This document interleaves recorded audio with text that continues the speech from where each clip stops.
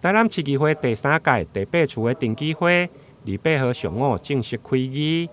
市长王伟铁带领市府以及的首长列席，会中首先完成厅事委员会审定结果，包括议事日程、甲市府顶处会决议的执行报告，并且由市长王伟铁进行施政总报告。112年健保福利金照顾316492位长者，减轻家庭育儿负担。育儿津贴及托育补助再增加，都让市民感到希望，能够让市民感到既幸福又光荣。第二，坚持财政永续，3年多来，不仅总体债务减少224亿元，2022年可举借的财政的空间高达992亿，让台南市发展得以延续，并且持续推动1.6万件基层建设，金额超过114亿元。完成698件1000万元以上的公共工程，获得荣获1000项国内外大奖，以及受到上级考核优异成绩，实践做得更好，让市民过了更好的政策目标。市长对守护市民的健康、环境、加经济、文化发展出发，希望让市民过得更加好。不过，这位议员关心的焦点，还是放在老人的福利健保费的补助。你现在的外号叫黄山者，针对6都银发族的幸福指数照顾与福利，你知道台南市是垫底。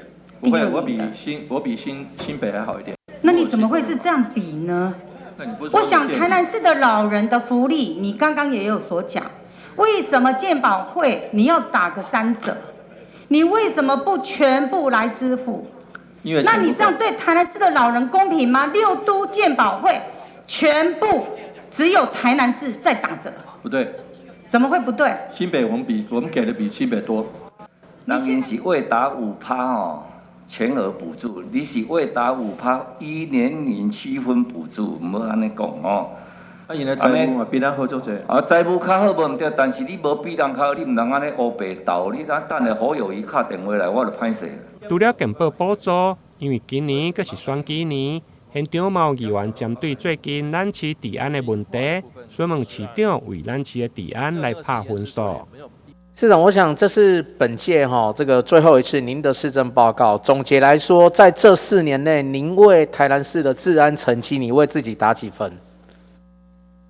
治安成绩有改善，但是还有很多精进的空间。那打几分嘛？治安应该80分。80分呐，哈。那我想离60分、20分，离100分有20分，还有20分哦。那我想其实大家都相当关心因为其实枪击案当然最近最红的就是台中，可是过去枪击案有一段时间，其实也大大困扰我们台南市民的一个生活。在您的任内折损了2位警察局的局长，都因为枪击案黯然下台离去。